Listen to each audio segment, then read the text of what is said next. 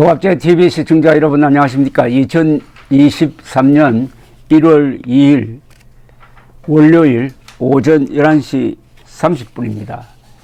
윤석열 대통령의 국정수행 긍정평가가 요사이 40%를 넘고 있습니다. 그리고 국민의힘 지지율이 민주당 지지율을 5, 6%포인트 차이로 앞서는 것으로 나오고 있습니다. 2022년에서 2023년으로 넘어가는 이 길목에서 나라의 분위기가 일신되고 상당히 긍정적으로 변화하고 있다는 느낌이 듭니다. 그것은 지난 한 5년 동안 대한민국을 억눌렀던 김일성주의자로 의심받고 있는 문재인의 시대가 끝나고 따라서 이 친북 좌익 자칭 진보 세력이 앞세우고 있는 그 위선적 명분론, 평화, 무슨 개혁 또는 진보 등등의 이런 말장난이 좀 수그러드니까 대한민국의 모습이 건강한 자세로 다시 드러나고 있는 느낌이 듭니다. 한 외국 조사에 의하면 대한민국이 세계 여러 나라 중에서 가장 강력한 나라 6등으로 뽑혔다는 뉴스도 나옵니다. 이건 좀 사실 솔직하게 말하면 좀 황당한데요. 아니, 나라 생일도 모르는 한국 아닙니까? 그리고 한자 문맹률이 너무 높고 이재명이 지지율을 30%에서 40% 정도로 유지하고 있는 나라가 세계에서 6등 되는 강력한 나라라니 그 이야기는 나중에 제가 좀 자세히 해드리겠습니다. 그런 가운데 어제 윤석열 대통령의 한 10여 분 정도 신년사가 우리 국가의 진로를 명확하게 개념 정리했다고 보여집니다. 다만 그 신년사에는 안보 외교 문제는 빠졌습니다. 경제 중심으로 나갔습니다. 오늘 조선일보와의 단독 인터뷰 기사를 보니까 윤석열 대통령은 미국과 이 해구산에 대해서 심도 있는 논의를 하고 있다.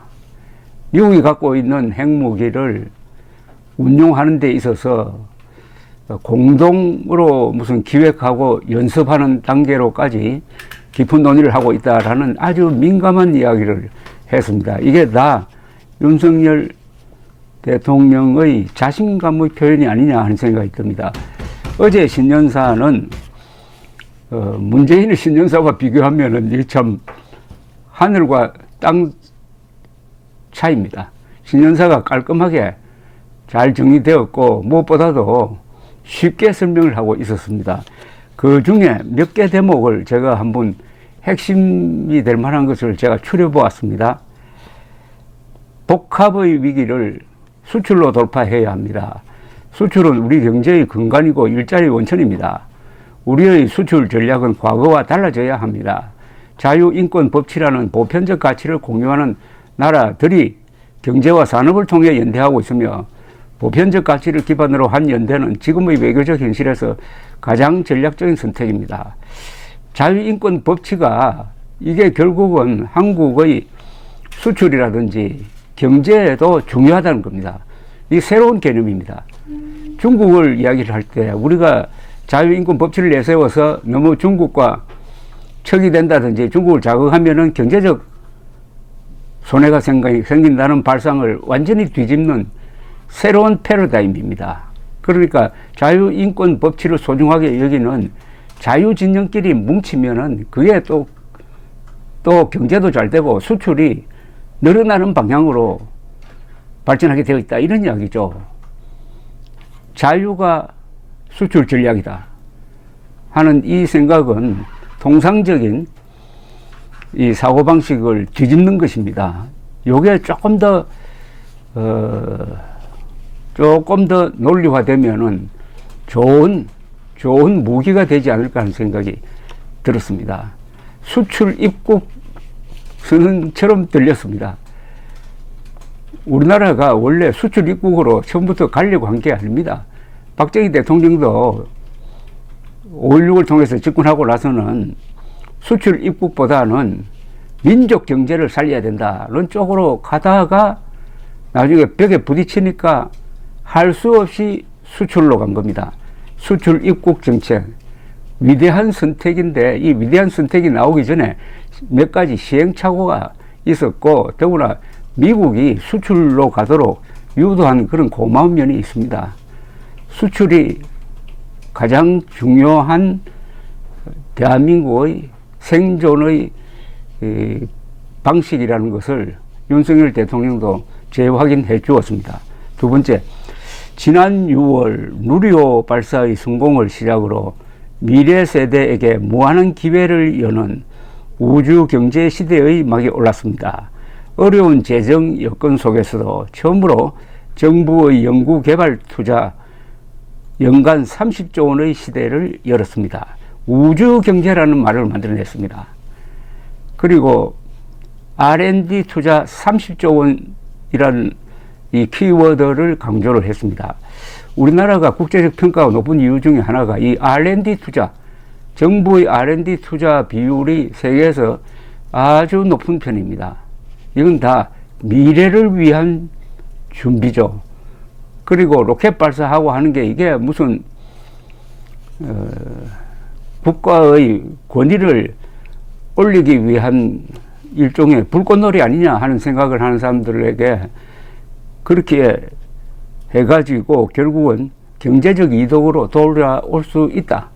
우주 경제 시대라는 말을 선보였습니다. 이어서 존경하는 국민 여러분, 기득권 유지와 지대 추구에 매몰된 나라에는 미래가 없습니다. 대한민국의 미래와 미래 세대의 운명이 달린 노동, 교육, 연금 3대 개혁을 더 이상 미룰 수 없습니다. 어제 연설은 이 기득권 세력과 맞서가지고 노동, 교육, 연금 등 반드시 개혁을 해내겠다 하는 의지를 천명한 선언이었다고 봤습니다. 기득권 세력이 누구냐 하는 것은 적시하지 않았지만 윤석열 대통령이 평소에 하는 걸로 봐서는 좌파 기득권 세력이죠. 낡은 이념으로 똘똘 뭉쳐가지고 이권 카르텔화 해가지고 서로 봐주는 부패 집단을 기득권 세력이라고 그냥 두루뭉실하게 넘어갔는데 정확하게 말하면 좌파 기득권 세력이고 민주당 기득권 세력으로 봐야 안 되겠습니까? 그래서 이어서 이런 이야기를 했습니다.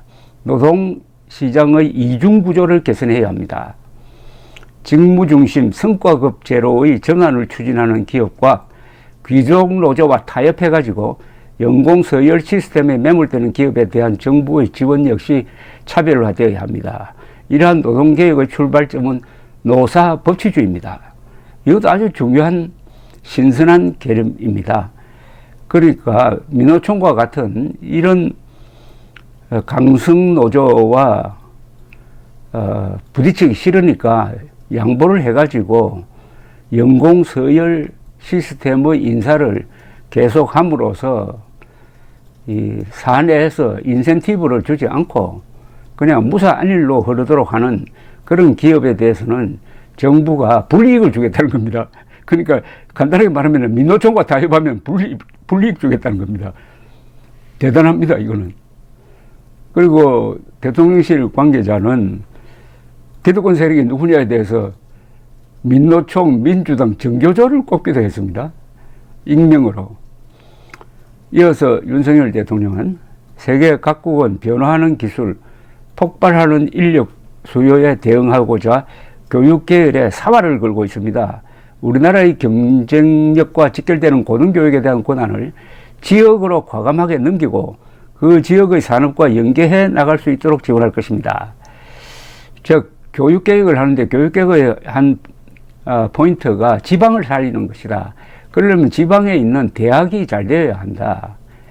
그럼 그 대학의 운영에 대해서는 그 지방이라고 했을 때 그게 무슨 교육감 산하가 될지 아니면 지방 시도지사 소관을 의미하는 건지는 일괄로는 잘 모르겠지만은 어쨌든 지방의 요구를 받아들이는 방향으로 또 지방을 살리는 방향의 대학 교육을 개혁하겠다라는 이야기였습니다. 마지막으로 이렇게 이야기했습니다. 지금의 위기와 도전은 우리의 대한민국이 어떤 나라인지를 묻고 있습니다. 기득권의 집착은 집요하고 기득권과의 타협은 쉽고 편한 길이지만 우리는 결코 작은 바다에 만족한 적이 없습니다. 아주 명분입니다.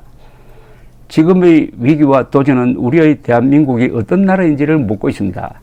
기득권의 집착은 집요하고 기득권과의 타협은 쉽고 편한 길이지만 우리는 결코 작은 바다에 만족한 적이 없습니다. 우리는 항상 도전적으로 어려운 길을 선택을 했다는 거죠. 쉬운 길을 가지 않고 어려운 길을 가겠다. 기득권과의 타협은 달콤하지만은 거기에 안주하지 않겠다는 이 말이 어제 이 신년사의 결론이었습니다. 지금의 위기와 도전은 우리 대한민국이 어떤 나라인지를 묻고 있습니다. 문명의 발전을 연구한 토인비 학설에 따르면 어떤 문명이나 어떤 국가도 반드시 도전을 맞게 되어 있다. 그런데 도전에 대해서 어떻게 응전하느냐에 따라서 그 나라가 망하기도 하고 흥하기도 한다. 대한민국은 도전을 받고 항상 거기에 응전을 더 잘 해왔습니다. 6.25 남침에 대해서도 저항함으로써 휴전선 남쪽을 지켜내고 거기서 위대한 문명을 발전시켰고 수많은 도전, 1997년의 외환위기, 2008년의 금융위기, 1973, 4년의 제1차 석유위기 등등 올 때마다 우리는 거기에 응전을 더 잘해가지고 그 전보다 위기 전보다 더 발전했습니다. 그러니까 역전성의 나라가 되었다는 이야기죠. 지금의 위기와 도전은 우리의 대한민국이 어떤 나라인지를 묻고 있습니다. 좋은 화두를 던졌습니다. 감사합니다.